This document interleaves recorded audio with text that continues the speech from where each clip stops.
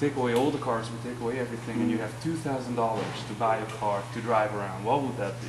What would it be? $2,000? Probably something American, mid-60s.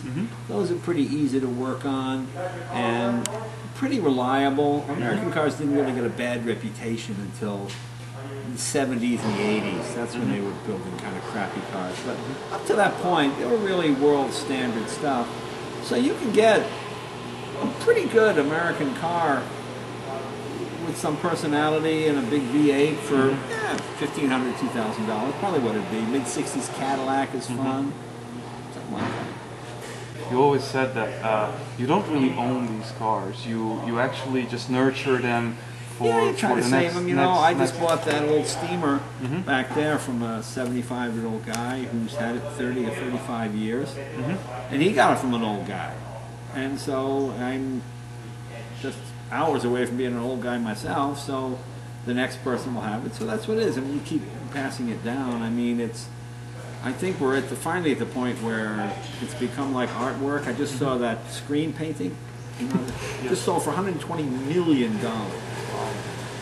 So if that can go for $120 million, suddenly $25 million for a Ferrari GTO doesn't seem that crazy.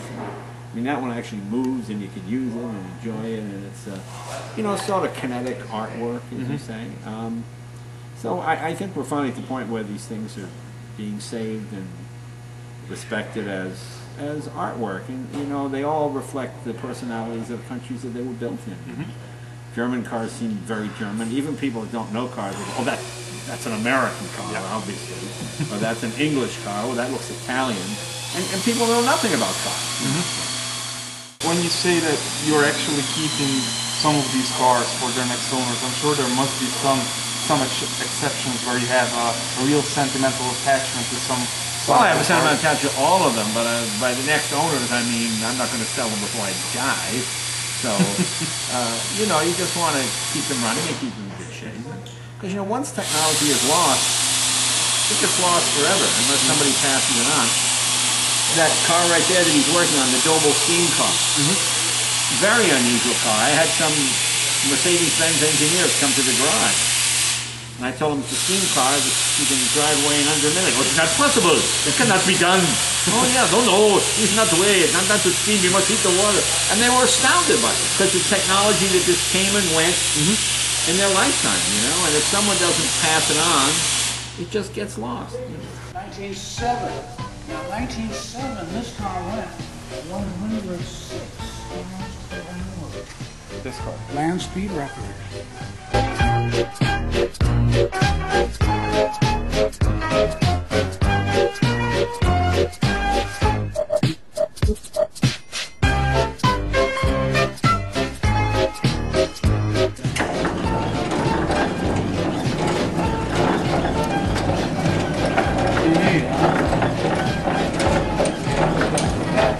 If you could sit down with anybody from the history of automobiles, who would you sit down with and what would you ask from him? A Bugatti would be interesting, Duesenberg, Bentley. But you know, the interesting thing is, these men did not work in a vacuum. A lot of these guys are very ego-driven, so consequently, if you work for me and you go, I invented this, now it has my name on it, and I don't know who you are. You know, there are a lot of unsung heroes. There were other people who worked for Bugatti and Bentley and Duesenberg and certainly Miller in the United States. It was a team effort with somebody being the focal point, somebody being the driving force. But really, no one person can build a whole car alone. If you're a good engineer, it doesn't mean you're a good designer. For example, the Duesenberg brothers were not good designers, so the first cars they made themselves, although engineering-wise, hydraulic brakes, overhead cams, all kinds of things, but they looked stodgy, so people didn't like it. So you bring in someone with a sense of marketing and flair. So you would find, if you went to any of those great workshops, that, you know, even Enzo Ferrari was really not an engineer. I mean, he had people, Colombo and all these other people who designed Lampretti, they all designed for him, but it has his name on it. So, like with a Formula One routine that everybody remembers the driver, whereas... Yeah, nobody remembers, the guy who actually built the motor. To answer your original question, certainly Toro, Bugatti, W.O. Bentley. I mean, I think engineers will save the world, you know. Engineers, they used to say you can only feed 100 people with 1 acre of land. Well, now you can feed 1,000 people with 1 acre of land. Well, that's scientists, that's engineers, that's who comes up with it.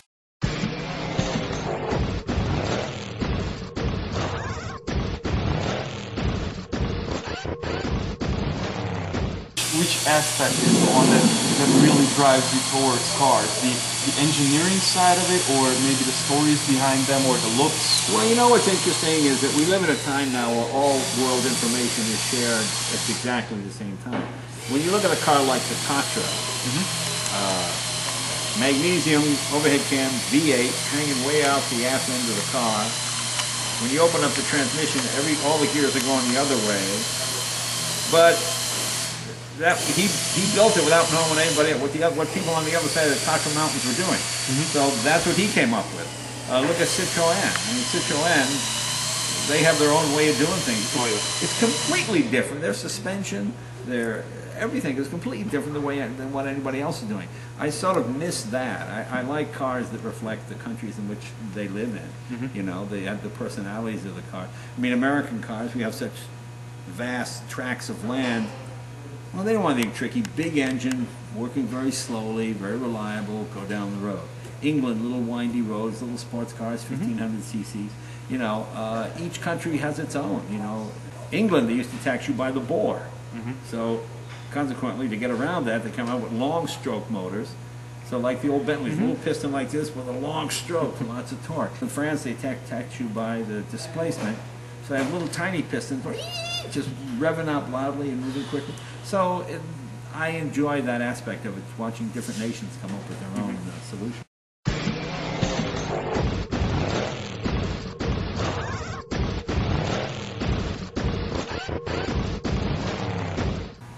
That particular steam car. That was Howard Hughes. 130? Well, in 1925, Howard Hughes won 132.5 in that very car. It's very powerful. That's why we had to put those big disc brakes on. The car weighs 2.5 tons. And all you have is mechanical brakes on the rear. You got to be able. In LA, you got to be able to stop. In terms of acquiring new cars, which is the most exciting part for you? Well, the tinkering part and doing the research and finding out all the information about the car. That's I enjoy that. That's fun. The one thing you learn is no matter what kind of shape a car is in when you get it, you still have to redo it. So consequently, I don't mind buying something that's not running because I got to redo it anyway. You know, one of the rules is you can't restore cars right, sell them and make a living at it because it's too much effort to do. So most people, they make them look real shiny and whatnot, and they run okay and they stop okay, and then they sell them, and then you get it and you're not happy. And then you realize you've got to go through the whole drivetrain once again, you know. So I find when you're looking for an old car, you find an old car that's complete but not running, or maybe somebody took the head off, fantastic. You get a good price on it because it's not running. Nobody else is interested in it. So that's kind of the way I look at things. And do you get your hands dirty a lot? Oh yeah, my hands are dirty now. Just shaking hands with you guys.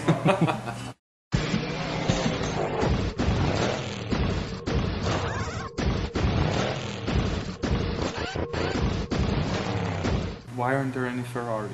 I don't have any. I like Ferraris. It's just that whenever I went to buy one, I could never actually buy one. I would always be, okay, I'm interested. All right, okay, I am not the actual owner. Mr. Hakaka, who's in Pakistan. And they all seem to have 29,000 miles on them. Then you go on the Ferrari registry and you go, oh, it has 29,000 miles. In 1972 it had 29,000 miles. It just seems to be, it's just hard to buy them. And now they've gotten so expensive that to me, the joy is in driving the cars. You know, when I got into this, you could pick up a Lamborghini, a second-hand Lamborghini, for 1/10 of what a Ferrari was. Like Espadas, you could get for $5,000, $6,000. The yellow Miura next door, I got for free. Dean Martin bought it new.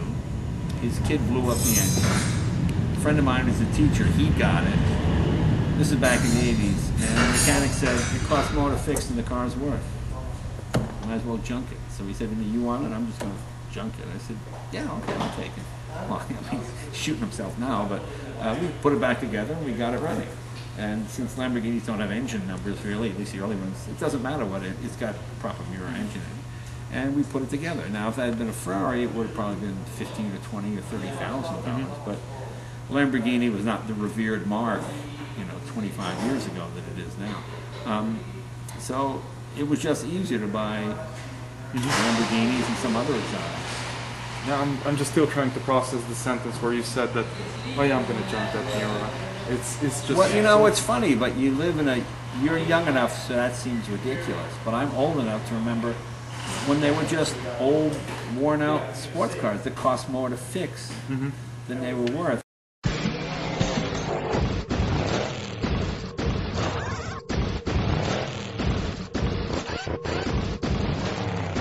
We just couldn't decide if it is really possible that that's the sound of a Countach at high revs.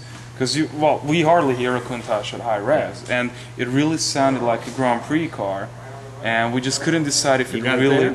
Yeah, it's supposed to be there. Let's see, let's hear it. Ez egyessel talán kezdhetnénk, nem kell megijedni, hangos lesz.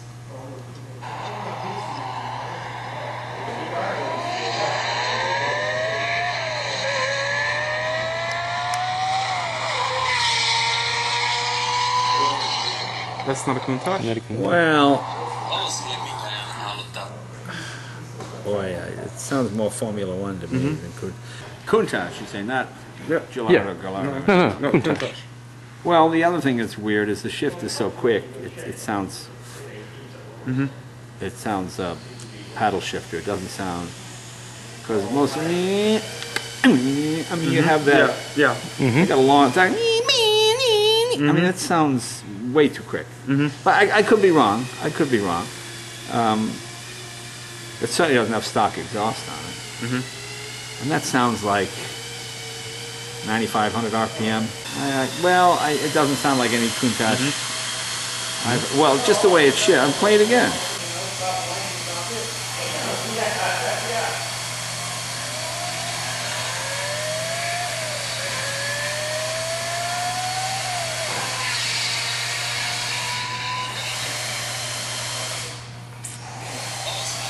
It's possible, but I say no.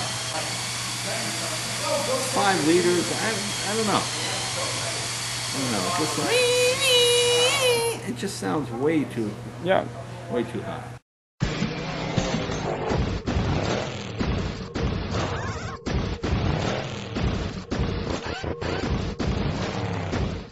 Can you tell me a bit about the Shotwell? I am really fascinated by its story, but I just...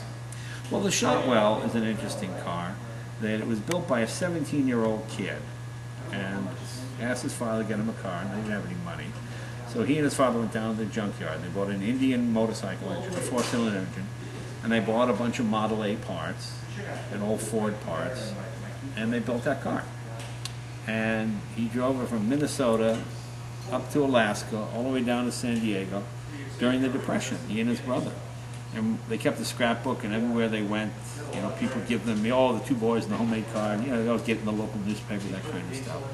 But it was, he went on to be a Pan Am pilot, and it was a very well engineered car, especially for a 17-year-old boy to build.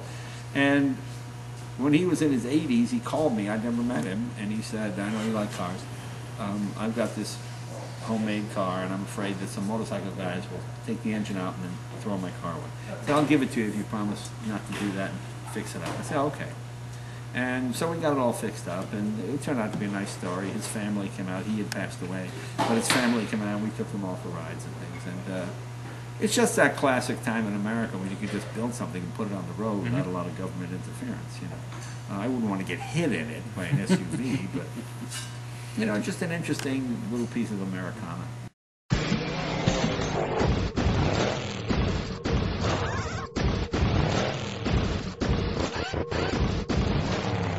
Like when I was a kid, I remember in high school we used to buy 59 Cadillacs, with the big fins, for like $300. The guys would enter them in demolition derbies because there was big crack, go out and smash them up. And then I went to Pebble Beach one time.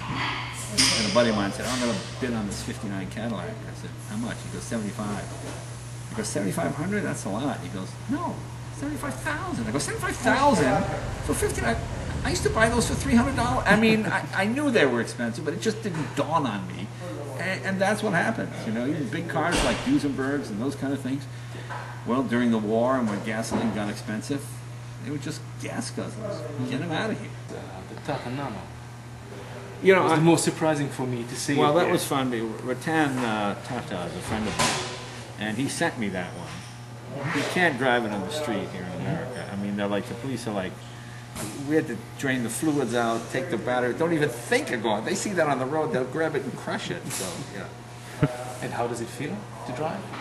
Well, I've just driven it right around here, so we're going to road test it next Saturday. It's $2,700. I mean, it's a cam belt for a Ferrari. Are there any, apart from the Tatra, of which I'm a big fan, but are there any other Eastern European cars that you fancy? You know what it is? I like cars that were ahead of their time in their time. Cars that were noble failures because the engineers or the people put more into them than was necessary to sell it. Like the Cosmo, for example. The problem with the Cosmo was you're selling a Japanese product just 20 years after the war with an engine nobody ever heard of, a rotary, what's that, for the same price as a Corvette or an XKE. So you have this little tiny car that nobody had ever heard of with an engine that nobody knows how it works, or this big car with 400 horsepower. It's easy to, you know. Destined to Yeah, fail. so, I mean, that's why. Plus, they didn't know how to market it. You know, when you see ads for the Cosmo, it's all those Japanese guys with Beatle haircuts and playing rock and roll. I mean, it's just funny. It was just that weird time in history, you know. That's where Lee Iacocca was very smart. Lee Iacocca, when he came out with the Mustang, originally it was supposed to have independent suspension. He goes, nobody cares about that. Just make it look good, put some springs on it, get it out the door. And sold it very cheaply and sold a gazillion of them. So, and gave a lot of options for yeah, people. and then you could get options if you wanted, but that's basically what it was. Most people don't live, breathe cars. It's like buying a washing machine or something else. And they like how it looks on the outside. Trying to sell technical superiority is very hard to do. The one I chased for a long time was the Chrysler Turbine car. There aren't any of those. I went to see that when I was 14 years old at the World's Fair. They had one going around a pit. And then my father going, oh, we stand in line to see a goddamn car. This is crazy. Just watch a car go around. What the hell is that? My dad was not a car guy. So, yeah, that was, I think, a really technically interesting. I mean, that was a time in America when most Chinese and Eastern Europeans didn't even have piston cars. Americans are driving around in jet cars. That's unbelievable. You don't have a piston car, there's a jet car. That was crazy. You know. And the jet bike. The jet bike's a lot of fun too. That just shuts the Harley guys right up. You know, you pull up in the jet bike, and it makes all sorts of people just back.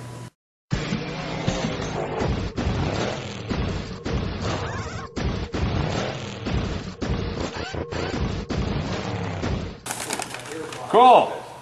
Recognize the car? That is a. My first guess would be Toyota GT. Is that? Bingo. That is right. Exactly. That is correct. Yeah. Okay. All right.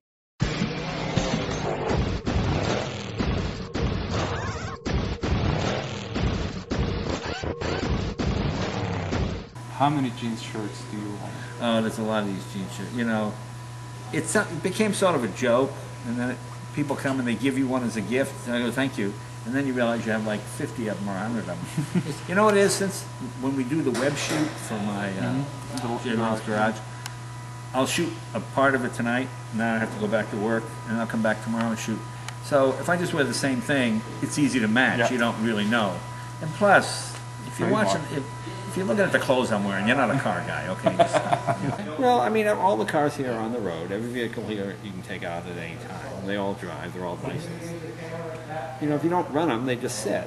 And